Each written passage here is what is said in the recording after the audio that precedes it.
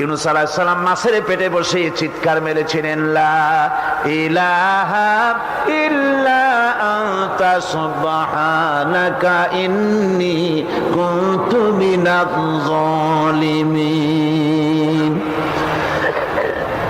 তিনি বলছিলেন, আয় আল্লাহ তাআলা, আমি তোমার প্রশংসা করছি, তুমি ছাড়া উপাস্য নাই, মাবুদ নাই। আমি তোমার পবিত্রতা ঘোষণা করছি, আমি তো জালিমদের অন্তর্ভুক্ত হয়ে গেছি। বাস এতটুকুন কথাই বলেছেন।